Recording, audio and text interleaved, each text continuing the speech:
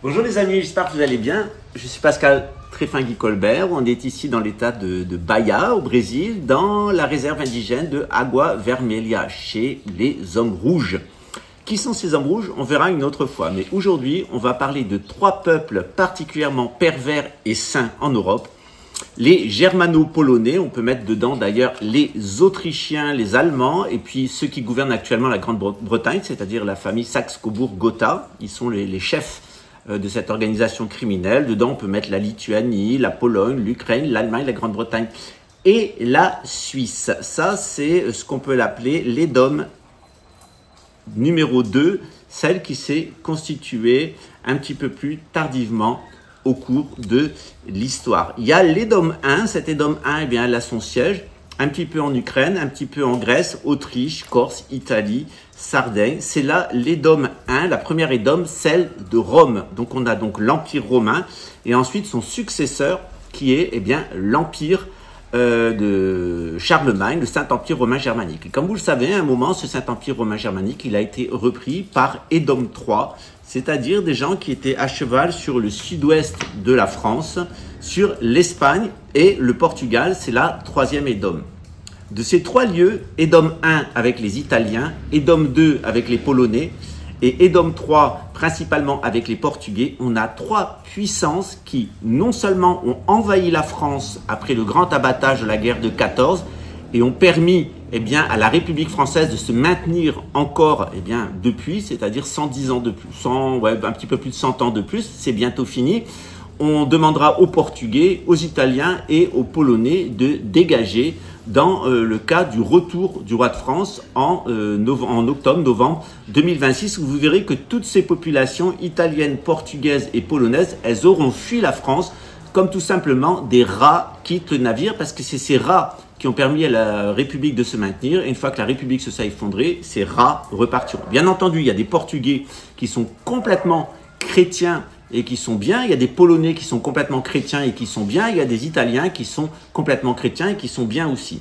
Ce qu'il faut comprendre, c'est que l'Italie, c'est plutôt le siège du christianisme, la Pologne, c'est plutôt le siège du judaïsme, et le Portugal, c'est plutôt le siège de l'islam. On avait là trois religions très fortes. Tant que les Polonais ont été juifs, ashkénazes, avec une grande puissance intellectuelle, eh bien, tout allait bien. Tant que l'Italie était chrétienne jusqu'au Quattrocento, tout allait bien.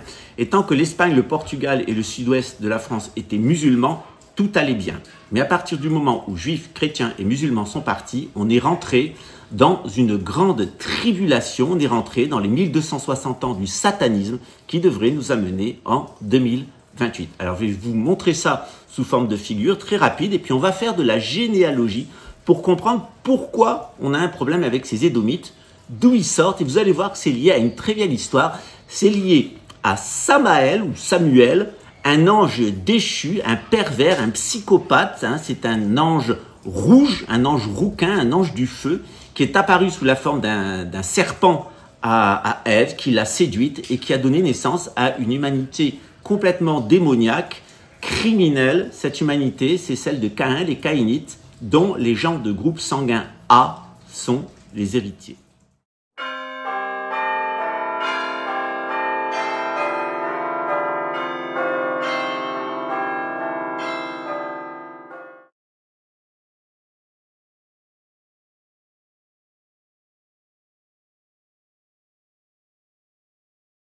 Il y a un autre groupe, évidemment, qui nous pose problème. Et cet autre groupe, il est lié au groupe B. Et ce groupe sanguin B, il est lié à Abel. Alors, Abel, c'était quelqu'un d'adorable. Et puis, Adam et Ève, eh bien, ils ont eu un autre enfant. Ils ont eu un enfant ensemble qui s'appelle Seth, qui est l'ancêtre de la plupart des êtres humains, mais pas de tous les êtres humains. Donc, on va voir à travers les groupes sanguins qu'on a une véritable généalogie humaine. On va voir comment, si vous êtes un bon juif, si vous êtes un bon chrétien, si vous êtes un bon musulman, il n'y a aucun problème. Mais si vous vous mettez à apostasier, vous allez retomber dans votre consanguinité, vous allez retomber dans votre sang, vous allez retomber dans l'idolâtrie, et là, c'est l'ashkumun. Fini la baraka, mektoub. Alors évidemment, on va reprendre ça sous forme de figure. Donc on a notre pauvre France qui était là. Alors la France, elle a été donnée, elle est donnée aux descendants de la nation juive, en particulier aux descendants du roi David, par Jésus et ils ont pris possession de la Francie. Puis ensuite, ce qui s'est créé, c'était la France. Cette France, évidemment, elle a donné des familles royales à toute l'Europe, mais vite, cette descendance de Jésus s'est trouvée en concurrence avec d'autres personnes. D'abord, c'est Charlemagne, avec Édom II, qui nous a posé problème en luttant contre la Francie, les rois de France, en les annexant et en voulant nous imposer un remake de l'Empire romain, qui est l'Empire romain germanique, qui va durer 1260 ans jusqu'en 2028, sous sa dernière forme, qui est la couronne britannique. Donc là, on a une bande de psychopathes et de malades mentaux blonds aux yeux bleus, qui sont les fameux Aryens d'Adolf Hitler, qui sont une race complètement inférieure, et on va voir son origine puisqu'elle est édomite. Édom 1, eh bien, c'est les peuples italiens. C'est principalement l'Empire romain, qui était avant l'Empire, Saint-Empire romain germanique, on avait l'Empire romain. Cet Empire romain, eh bien, il a amené une falsification du judaïsme sous la forme du talmudisme, il a amené une falsification du christianisme sous la forme du catholicisme. C'est les deux grandes impostures qui sont liées à Édom 1. Puis il y a une Édom dont on ne parle pas toujours, c'est Édom 3. Cette Édom 3, elle s'est formée surtout à partir de Charles Quint et tout ce qui a suivi, ce grand empire colonial portugais, espagnol, notamment ici en Amérique, c'est le sud-est de la France.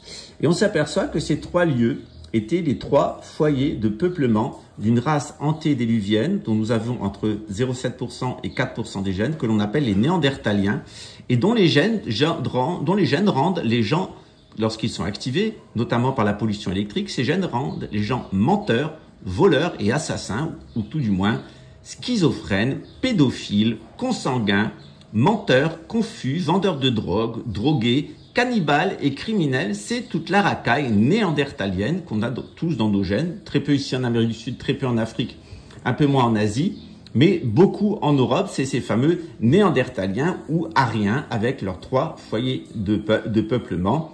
La Bible les appelle les Édomites puisque leurs gènes ont survécu à travers un descendant de Noé par Abraham qui s'appelle Ésav, ou autrement dit Édom. La France, c'est une mission sacrée puisque le Christ et le roi de France et la Vierge Marie sont la reine de France depuis l'intervention miraculeuse de Sainte Jeanne d'Arc.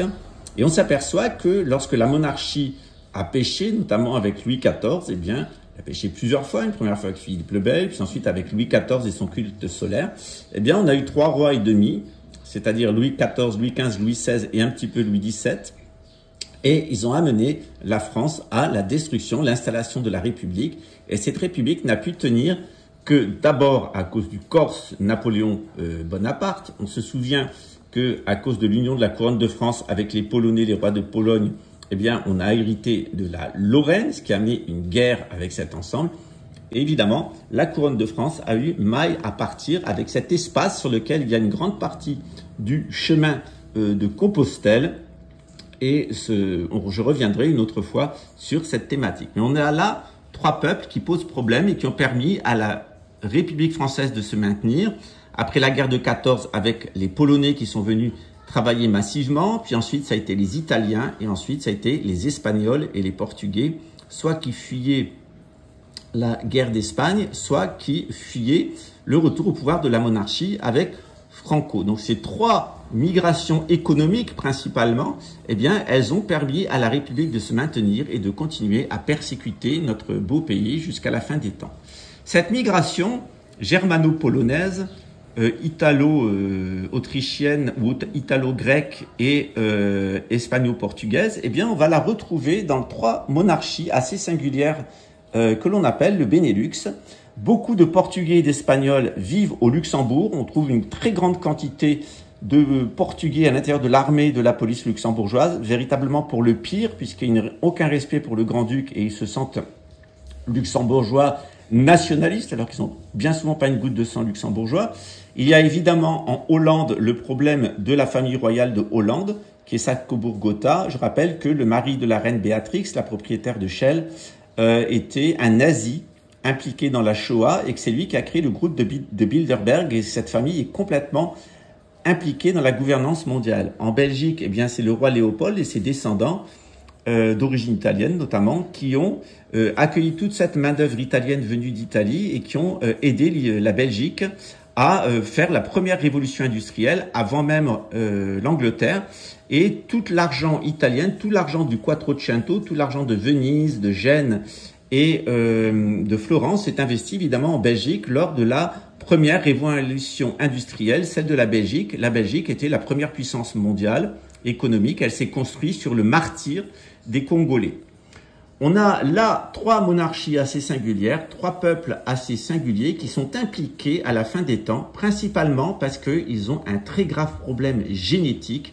Et ce problème génétique fait que s'ils sont de bons croyants, ils survivront. S'ils sont de mauvais croyants, ils seront éliminés puisqu'ils seront retournés au nationalisme. Et les prophéties, notamment les centuries de Nostradamus, sont très claires pour la famille grand-ducale. Celle du lion rouge, des deux sur trois seront éliminés. La couronne de Hollande et la couronne de Belgique seront massacrées et éliminées dans le cadre de la Troisième Guerre mondiale. Ce sont des lignées qui vont complètement disparaître. Mais par contre, la famille grand-ducale sera sauvée. C'est ce qu'on appelle l'union du lion rouge et du roi de France, puisque Henri sera couronné empereur d'Europe à Chypre après la Troisième Guerre mondiale par l'ultime pape français, qui très certainement sera un luxembourgeois de sang, tandis que le roi de France reviendra régner sur tout l'espace atlantique, l'ancien espace de la race antédiluvienne qu'on appelle couramment les Berbères ou dans la littérature ésotérique les Atlantes. Alors voyons d'où ce petit monde vient, pourquoi on en arrive à la situation actuelle et quel est le plan de Dieu. Existe-t-il une histoire secrète qui serait connue des seuls initiés, ceux qui détiennent la vraie Bible, celle de Kolbrim, celle de Grande-Bretagne, et qui aurait été cachée aux talmudistes parce qu'ils étaient les descendants des Édomites, des imposteurs du temple de Jérusalem et les suiveurs des Romains et du roi Hérode. Hérode le vieux, le sanguinaire qui a tué les saints innocents, et puis Hérode le jeune, le consanguin, mais aussi le pédophile qui voulait se taper la fille de sa femme et qui n'a pas hésité à faire décapiter Saint Jean-Baptiste pour pouvoir satisfaire ses désirs sensuels avec sa fille. Voyons quelles sont ces lignées, voyons pourquoi dans ces lignées-là d'Édomites, on va retrouver évidemment Caïphe et Hérode, on va retrouver aussi tous les descendants d'Ésaü, la couronne britannique actuelle, qui n'a rien de britannique, qui est en réalité allemande et qui est édomite, et comment on va retrouver dans la personne de Judas, eh bien, un personnage très singulier que vous ne connaissez peut-être pas, qui est Seth, la tribu de Dan, la seule des tribus juives qui ne rentre pas dans la Jérusalem céleste, et comment, eh bien, une partition de l'humanité est en train de s'opérer sous vos yeux. Si vous voulez en savoir plus, eh bien, je vous invite à vous inscrire à mon cours de gnose chrétienne parce qu'on aura l'occasion d'étudier, eh bien, le fronton, le tympan de Sainte Trophime d'Arles, qui est la première cathédrale véritablement chrétienne en Europe. C'est une cathédrale romane. Elle a été ensuite ajoutée avec des éléments gothiques. Elle avait un cloître, mais on est véritablement à Arles et aux Aliscamps dans le berceau du christianisme de France. Plus ou moins de Gaulle à l'époque. De l'autre côté du Rhône, eh bien, il y a Saint-Gilles. Et à Saint-Gilles, il y a une abbaye un peu mystérieuse. Il y avait là, eh bien, une abbatiale aussi, l'abbatiale de Saint-Gilles. Elle était entourée de la plus grande communauté juive en Europe à une certaine époque. Et on fêtait là Saint-Gilles, qui est le patron des chevaliers de France. Il y avait même une crypte où on recevait, grâce à un processus de psychotronique naturel, eh bien, la conscience de ses péchés, la bénédiction divine, et on pouvait accéder au tombeau de Saint-Gilles, où on était initié chevalier de France, où on recevait la mission sacrée, la mission du Christ. On était alors racheté par Saint-Gilles et surtout racheté par le sang mystique du Christ. Pourquoi notre sang doit-il être racheté par le sang de Jésus? Eh bien, c'est ce qu'on va voir maintenant avec un petit tableau. Vous suivez ou je t'explique? Alors, cette histoire sacrée, cette histoire cachée, la voici. Souvent, on nous dit que Adam et Ève étaient les premiers hommes. En réalité, par le mot Adam, il faut entendre toute une catégorie d'êtres humains que les Sumériens appellent les Adama, dont Adam est un des modèles. Il y a plusieurs Adams, dont un Adam de la côte duquel sera tirée Ève. Mais avant que de sa côte soit tirée Ève, la tradition ésotérique, notamment la Bible de Kolbrim, nous donne une toute autre histoire. Elle nous enseigne qu'Adam était marié avec une femme qui s'appelait Lilith. Et qu'avec Lilith, il a eu un fils qui s'appelle Abel et dont les descendants sont les personnes de groupe sanguin B. De l'autre côté, Ève, après qu'elle ait été tirée de la côte d'Adam, mais avant de concevoir avec Adam Seth, notamment les personnes qui sont leurs descendants de groupe AB, eh bien Ève a eu un enfant avec une race un peu particulière, avec un ADN à 3 bains, un ADN de serpent, qui était l'ange Samuel ou Samaël. Et Samaël, qui est venu comme un serpent, a séduit Ève et il a donné naissance à Caïn. Et après lui, les descendants de Caïn qui sont de groupe sanguin A, notamment ces fameux Édomites, les descendants des Édomites qui étaient à la frontière d'Israël et de l'Égypte, Ésaü, qui est un petit-fils d'Abraham, qui donnera des êtres pervers comme Hérode et comme Caïphe. Hérode est le roi des Juifs ou le roi de Judée qui a condamné Jésus. Caïphe est le chef du temple qui a condamné Jésus. Les deux étaient des Édomites, ce n'étaient pas des Juifs, ce n'étaient pas des descendants de Jacob Israël, mais des descendants d'Ésaü convertis au judaïsme et qui l'avaient falsifié, distordu, usurpé pour collaborer avec d'autres Édomites qui étaient les Romains. Ceci, selon le tympan de la collégiale de l'abbatiale Sainte-Trophime d'Arles, ce sont les 216 000 damnés qui s'opposent aux 144 000 élus. Je vous mettrai à la suite une petite explication pour savoir qui est qui. De l'union de Adam et d'Ève va naître Seth, qui est de groupe A, B, et qui va donner un certain nombre de personnages, notamment à l'époque de Jésus, Judas, qui est issu de la tribu de Dan. C'est la seule tribu qui ne sera pas présente. Or, on nous dit que lorsque Jésus est descendu aux enfers, dans la tradition chrétienne, notamment dans l'évangile de Bartholomée, que 3 personnes n'ont pas pu être sauvées par Jésus dans les enfers. Caïn, Hérode et Judas, que je viens de vous présenter. Il faut se souvenir que les êtres bons, les descendants d'Abel par Adam et Lilith, qui sont généralement de groupe B, mais tous les êtres qui sont de groupe O, appartiennent ensemble aux descendants adamiques qui sont généralement de groupe O et aux 54 000 élus. Si vous modifiez votre ADN, vous rentrerez dans le clan des damnés. Si vous gardez votre ADN pur, comme des vierges, si vous ne vous souillez pas, parce que vous savez, vous rentrerez dans le club des 144 000 élus, qui est un état spirituel de communion avec Dieu, avec le cosmos, mais aussi un état génétique, puisqu'il y a une correspondance de la sainteté à tous les étages.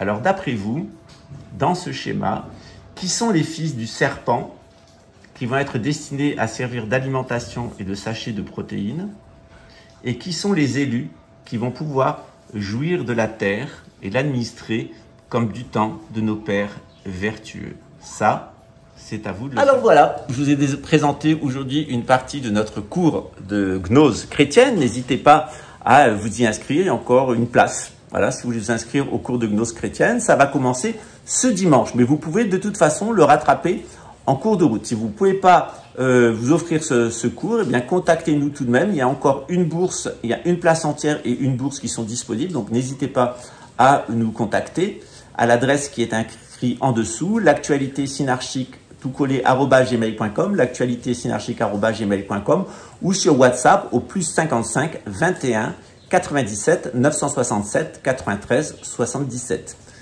0055 21 97 967 93 77. Dans ce cours de gnose, on parlera de Caïn, de Judas, d'Hérode, on parlera de l'identité de Dieu, on parlera d'Adam, de Lilith, de Ève, on parlera de Samuel ou Samaël, le serpent, on parlera aussi de Adam et Ève. Adam parce qu'il n'avait pas de cerveau, qu'il était très con, il faut bien le dire, il avait une tête de gogol, et puis on parlait d'Ève aussi, parce que Ève n'a pas gardé la foi en Dieu, elle a douté de Dieu, elle a apostasié, et elle est devenue une créature infernale, Ninine, Niniva, Nina, la créature infernale, la femme idiote qui tombe dans la magie noire. Et de l'autre côté, Adam, il est devenu l'idiot du village qui a été condamné à cultiver la terre, à aller au cul des vaches, et puis à croire toutes les idioties notamment eh bien, les idioties de QAnon, les idioties d'Anonymous. C'est pour ça que nous, Adam et ses descendants, dans ma pièce de théâtre, je les appelle Réré du QAnon.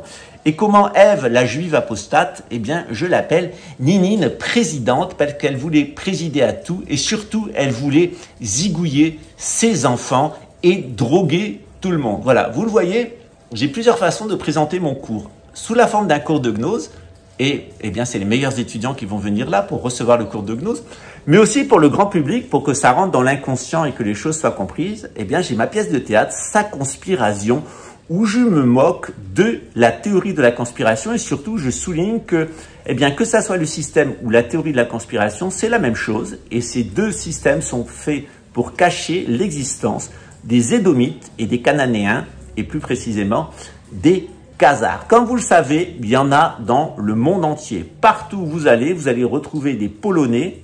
Je rappelle que les Polonais ont été impliqués dans la Shoah, qu'ils ont tué des millions de Juifs ashkénazes parce qu'ils voulaient que l'identité des Dômes ne soit pas connue et que l'Angleterre ne soit pas démasquée. C'est évidemment la couronne britannique qui a commandité le nazisme et le sionisme et qui a exécuté tous les Juifs d'Europe de l'Est, les Juifs ashkénazes, pour faire disparaître la science et cacher eh bien, la science de leur sujet. La science eh bien, des Édomites, savoir qu'ils étaient les démasqués, qui y avait derrière la couronne britannique. Il y a aussi ces maudits ibériques, avec leurs grands empires. Et ces maudits ibériques, eux aussi, il y a un certain nombre de secrets qui les concernent. Et on aura l'occasion de voir les liens, notamment entre la famille royale du Portugal, les Bragances, et la famille royale de Luxembourg, celle de Belgique et celle de Hollande. Et vous verrez, c'est eux aussi qui régnaient ici sur le Brésil. Et il y aurait beaucoup de choses à dire sur cette famille, dont je connais d'ailleurs une partie des membres. Comme partout, il y a des bons et il y a des mauvais dans toutes les familles. Évidemment, vous rentrez, eh bien, soit par la pièce de théâtre grand public, soit par les petites vidéos que je peux faire de temps en temps sur cette chaîne, dans la science. Dans les cours de gnose, vous rentrez directement dans la catégorie eh bien, de ceux qui savent véritablement. Et je dois vous mettre en garde. Il y a parmi nous des apostats.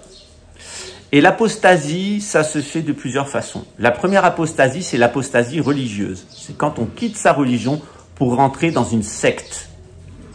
Une fausse religion, comme la théosophie, les témoins de Jéhovah, etc. C'est la première étape. Déjà, vous rentrez dans le cycle satanique. Et ensuite, la deuxième étape de l'apostasie, c'est de rentrer dans les pouvoirs régaliens. Et si après avoir apostasié votre religion, vous vous mettez à rentrer dans la police, l'armée, les impôts ou la justice, que Dieu vous sauve parce que vous rentrez dans la deuxième catégorie des damnés, des psychopathes, de ceux qui ont... Dieu a décidé d'amener à Armageddon, la grande bataille finale, pour les éliminer de la surface de la Terre. Bien entendu, il y aura des survivants, 1/3 de l'humanité dans l'hémisphère nord, 3/4 de l'humanité dans l'hémisphère sud.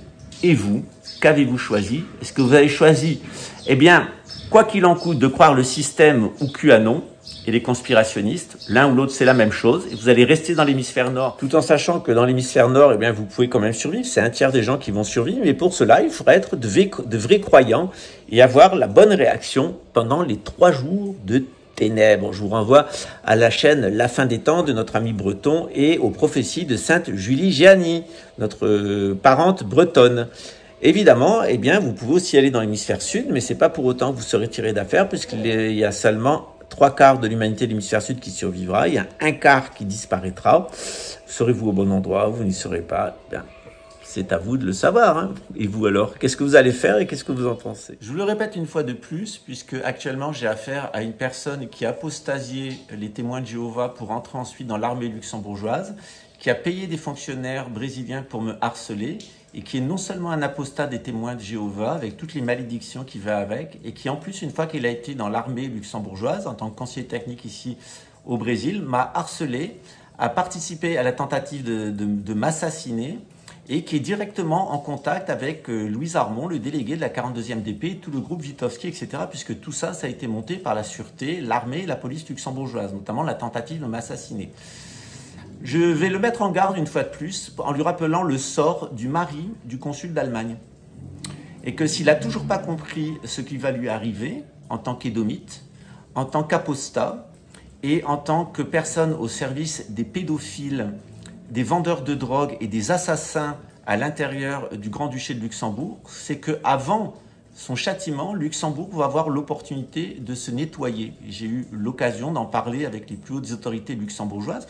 Luxembourg sera nettoyé avant son châtiment et qu'il serait peut-être grand temps pour lui soit de se livrer aux autorités brésiliennes pour les crimes qu'il a commis ici, lui et les petits bâtards, parce qu'il n'y a pas d'autre mot qui l'a amené ici, notamment le fameux Jérôme, dont on sait maintenant qu'il est barbu avec un crâne neuf, et sa femme un peu particulière, et qu'il serait grand temps que soit ils se livrent à la police en confessant l'intégralité de leurs crimes, ou qu'ils retournent vite fait au Luxembourg, où de toute façon, on les attend. Donc, bien entendu, une fois de plus, en ce qui concerne les DOM, vous savez comment vous finirez, libre à vous.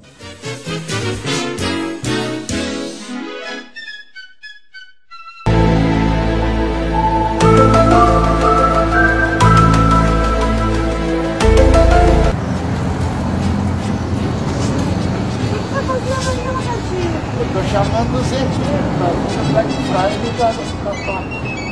Não perde o Black Friday da TOC, não é só para ET.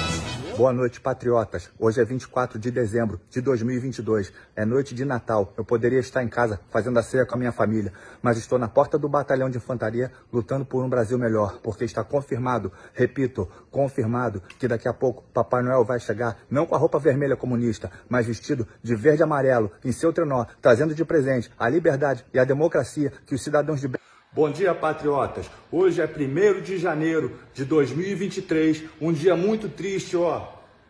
Dia da posse do larápio, mas ele não tomará posse, porque está comprovado, repito, comprovado, que naves alienígenas com luzes verde e amarela já estão vindo em direção ao nosso planeta para nos livrar da ditadura do STF e salvar a nossa democracia e nossa liberdade, que nos foi roubada. Bom dia, patriotas. Hoje é 1º de julho de 2023, 6 meses do governo comunista, do Molusco. Estou aqui na porta do batalhão de infantaria porque está confirmado, repito, recebi no zap, confirmado que o general Eulavo Pinto e o juiz Silas Cando já determinaram que o nosso capitão retorne à presidência. Em nome do Pai, Filho e Espírito Santo.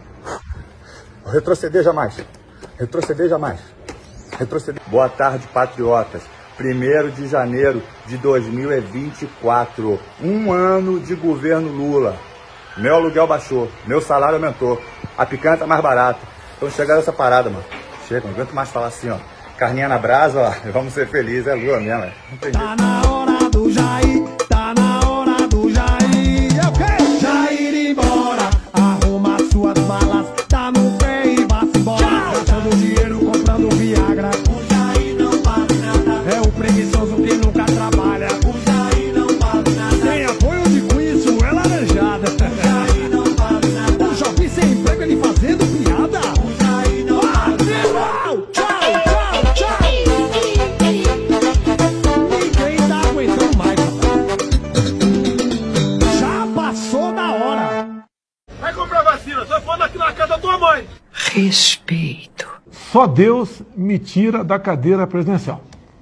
E me tira, obviamente, tirando a minha vida. Esperança. Quando você tiver lá, falta de ar. Humanidade. Quem não tá contente comigo tem Lula em 22 aí. Ah, isso muda o mundo. Eu sou favorável à tortura, tu sabe disso. A minha especialidade é matar, pô. Quem te ensinou? Quem? O coronel Carlos Alberto Brilhante Ustra. Uai, seu app de vídeos curtos. No meu caso particular, pelo meu histórico de atleta, caso fosse contaminado pelo vírus, não precisaria me preocupar. Nada sentiria ou seria, quando muito, acometido de uma gripezinha ou resfriadinho, como bem disse aquele conhecido médico daquela conhecida televisão. Vamos lá, você. Bora, Vic. Vamos. Botou? Vai. Bora. Bora aqui. Chegou, tem jeito.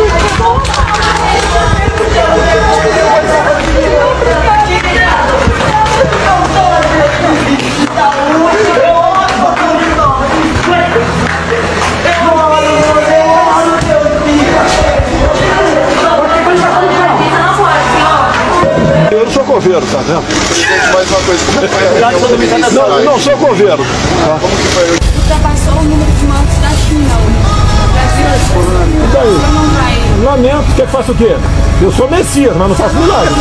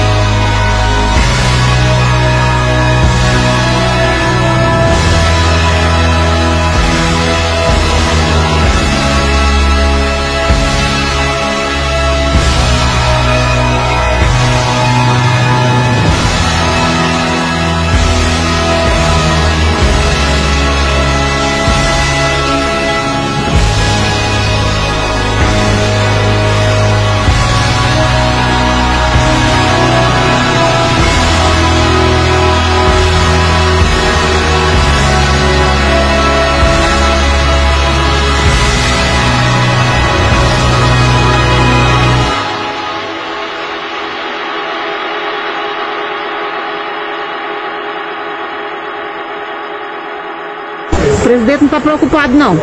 Ele não está preocupado porque ele tem médico bom, ele tem hospital bom, ele tem remédio, tem dinheiro. A única coisa que eu tenho, para me consolar agora, é Deus. Não tenho mais meu marido, eu não tenho mais nada comigo. Eu só tenho Deus. Só.